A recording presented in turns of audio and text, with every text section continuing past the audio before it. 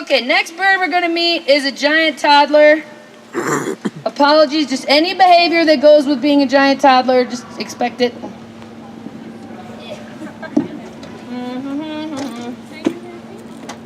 we'll put that right there. There we go. I'll figure this out.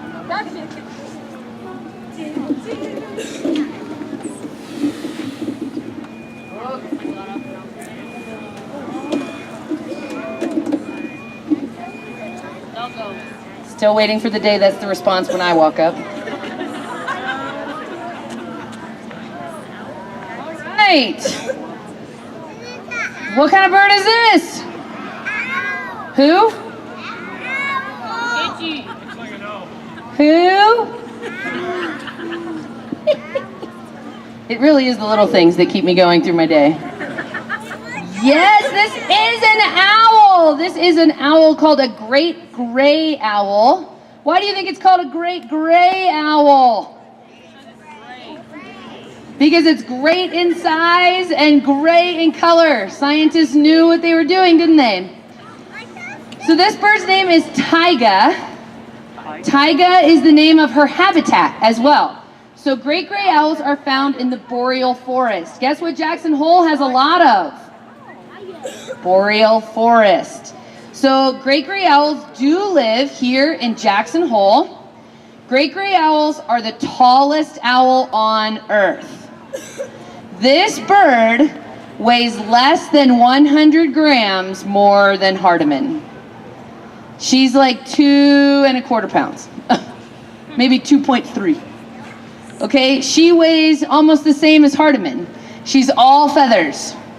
The only thing on this planet funnier looking than a wet cat is a wet owl. Wet owls consist of eyeballs and feet. And be sure you notice her feet. This bird's feet are covered in feathers. That has 3 purposes. 1, she lives in Jackson year-round, because that's fun. How many of you like to ski? Good for you. I moved here from Alabama. I made a poor choice when it comes to climate. Feathered to their toes helps them with super cold climates. These birds are found all the way up into northern Canada. They have no problem if the temperature dips to 40 or 50 below. Okay, no sweat. So they have feathered toes to help them stay warm. They have feathered toes because food fights back. It helps them with protection if they're going after their food and they don't get it right away on that first go. This bird's ears are so good that she can punch through more than 3 feet of fresh snow and pull out food. Not only can she successfully do that, she heard it down in there. That's impressive because snow is an insulator. Snow is dampening the sound of those critters down in there. And she doesn't just hear it it's not on the ground under the snow, it's 3-dimensionally in the snow. A critter could be crawling around 1.5 feet up and they can gauge how deep they need to punch their feet to get it. It's pretty impressive. These guys go after a lot of pocket gophers. Remember, they're big, but they're not that heavy. So they're not going after super massive prey. Oh, I should have told you, if you try that dynamometer back there, most humans, that thing only goes to 200 PSI for humans. Red-tailed hawks test between 400 and 700 PSI in their feet. I do not have the number for great gray owl, now that I think about it. But that's okay. Great grays are not super strong. They're probably in the several hundred PSI range. They're not going after really big prey. That's, even though they are the tallest. But in Jackson Hole, we do have an owl that's heavier, and that's the great horned owl. So great horned owls are, and as they were fledging, as the babies were preparing to leave the nest, one interesting note about owls especially, they leave the nest before they can fly. They gotta practice, like riding a bike. So they might spend 2 weeks on the ground learning how to fly. Mom and dad have to go get food. So if mom and dad are gone getting food, and they're on the ground bebopping around learning how to fly, and you see them, what are you gonna think when you find them? Oh my gosh, it's been abandoned. It's an orphan. I'm a human. I gotta help it. I'm gonna take it home. I'm gonna scoop it up. And then you get home and you're like, I don't even know what this thing eats. I just picked up an angry Muppet out of the woods, and it's really mad. Sometimes humans call that helping. If you want to be really real, the term we should describe is kidnapping. Mom and Dad come back. I told them not to move. They didn't. It's not their fault. So these guys, she and her siblings, they were on the ground. If an owl can yell at you and hiss at you and run away from you, it's not hurt. It's exactly where it needs to be. If you notice the nest is way up high and you think it quote unquote fell, it probably didn't. This bird can climb a tree vertically with no branches as a young bird. The tips of their talons when they're young have an extra hook on them. So they can actually climb the tree vertically. They can get back in their nest at night if they want to. Well, she and her siblings were on the ground and a black bear came into the area. Some of them didn't make it. Taiga made it, but it broke her wing. There was a huge hole in her wing where the canine tooth of that bear had crunched. So she cannot fly. Unfortunately, by the time our research team discovered that the babies had been attacked, and the research team got her into our bird hospital, to our rehabilitation clinic, we took her straight to the vet the day she came in, but the wing had already healed in a way that it couldn't be fixed. It hadn't broken that day, it had probably been broken for about a week. So unfortunately, because we knew she would never fly, now her job is to teach. I am but a talking tree. Okay, you're not looking at me, that's cool. That's why I never brush my hair, I don't worry about it. So that's why she lives with us. So she's a local bird. She went through all 3 pillars of our mission in like 4 weeks. She started as a research bird, she then became a rehab patient, and now she's an education bird. She'll be at the Raptor Center for the rest of her life. That rest of her life, we don't know how long that is. We always say it's as long as we can keep them healthy, right? So if we can give her good quality of life for the next 15 years, great. That's the goal. She could live to be close to 20 in captivity. That's always the goal. But sometimes things happen, illness, injury. She is vaccinated for West Nile virus, but what are you thinking about? Well, I should quit trying to guess that. Owls. An owl's eyes take up half their head. An owl's ears take up 25% of their head. I know it's summer, but we're going to do a little math. 50% plus 25% equals? 75%. Who said 80? 40. You know Mike is like added challenge for me. Which bird? What does who eat? That owl? She mostly likes mice and chipmunks.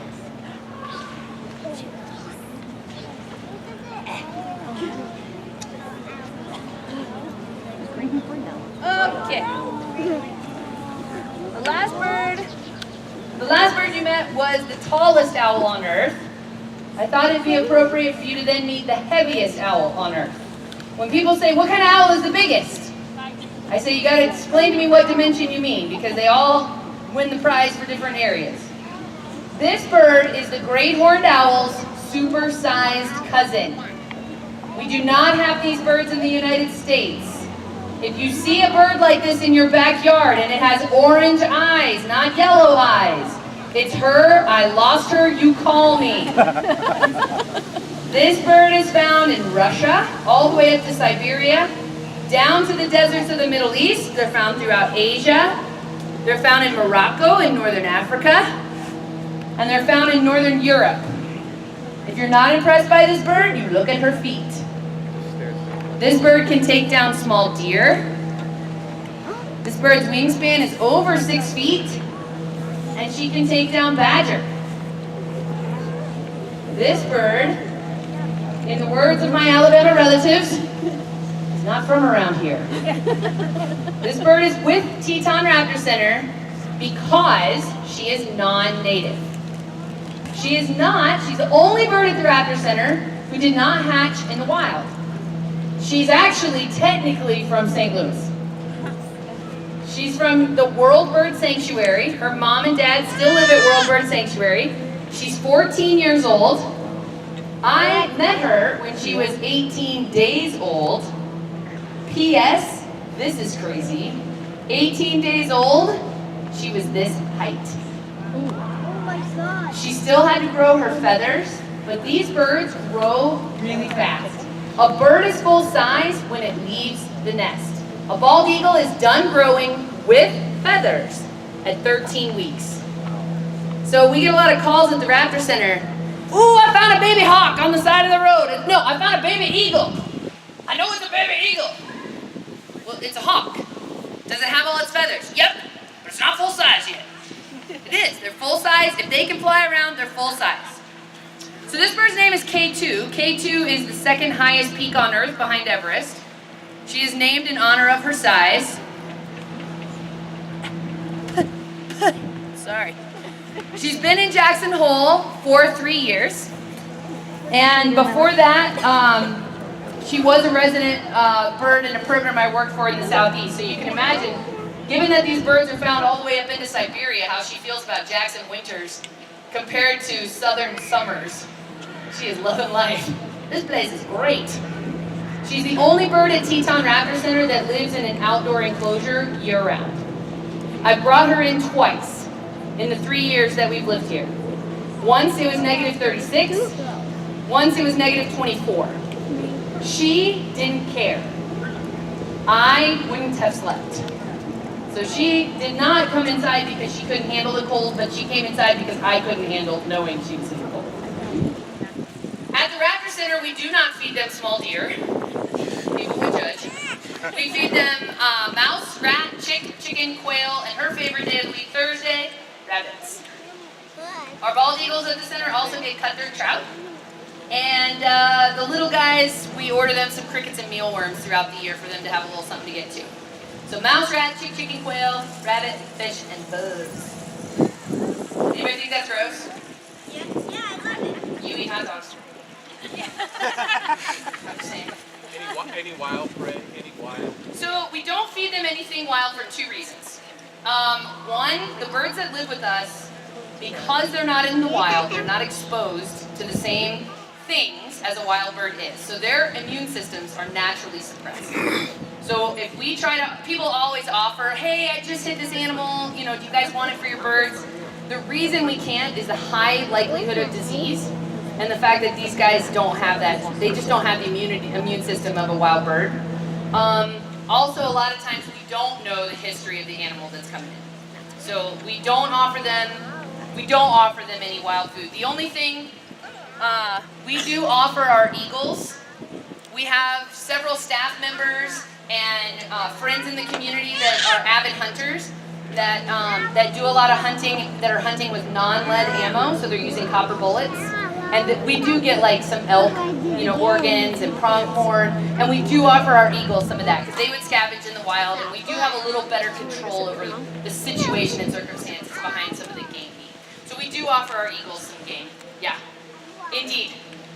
So, can an owl turn its head in a whole circle? Well, they can once, right? Everybody can turn their head in a whole circle once. Everybody here can. What happens after you turn your head in a whole circle? Yeah, your head falls off.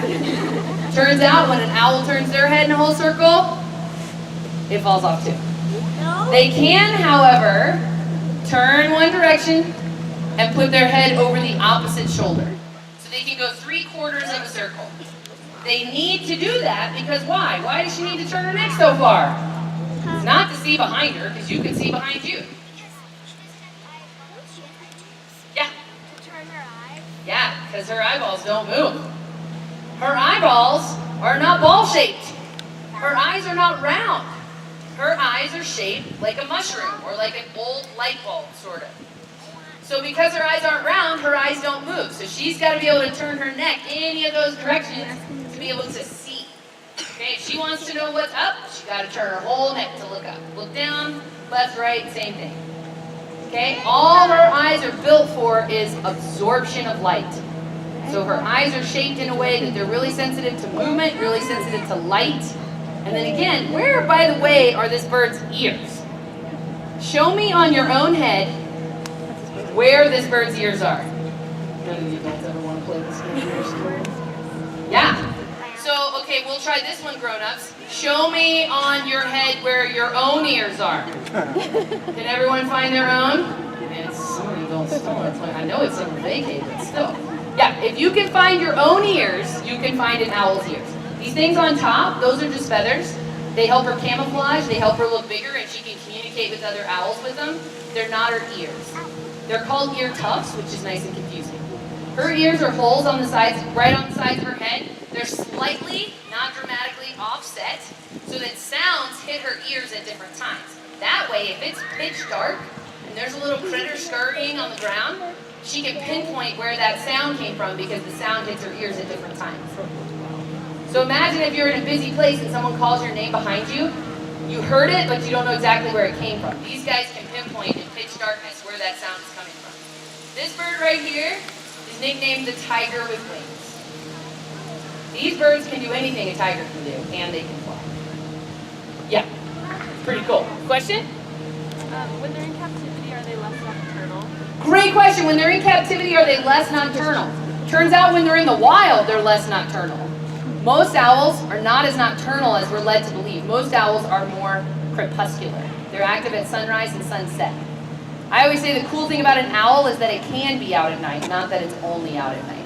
They adjust to our schedules. I am not coming into work at 10 to feed her. They adjust to our schedules. It does not hurt an owl's eyes to be out during the day. They use their cones like we use our cones to see during the day in our eyes. They do have limited color vision. Whoa, I think either the sails or the tram is looking very scary to her right now. And so they do have rods and cones in their eyes just like we do, but they have like 5 times as many rods. We can go, you can go out at night without a flashlight. We all know that, right? Once your eyes adjust. Yes? Have you ever tried? Maybe don't hike around here in the dark until you practice it a little bit. But yeah, we can go out at night, low light, we can see. But when we do that at night, it's in black and white. And that same thing holds true for them. In low light, these guys can see, but they can see like we're seeing right now in black and white. It's pretty cool. It's that bright for them. They're really, really sensitive to low light. Okay? So, that's who we are. That's what we do. Go team, go. Teton Raptor. If you want to geek out and meet more birds, because you never can get enough birds, we have 13 birds that teach at Teton Raptor Center. So Wednesday to Saturdays at 2 p.m. at the center, we do programming at Teton Raptor Center. Like I said, 15 minutes from here. I do recommend, the program was full today, so I do recommend that you call ahead and book online. I know she took one look at it and like, ooh, that's really nice. She's ready to go back.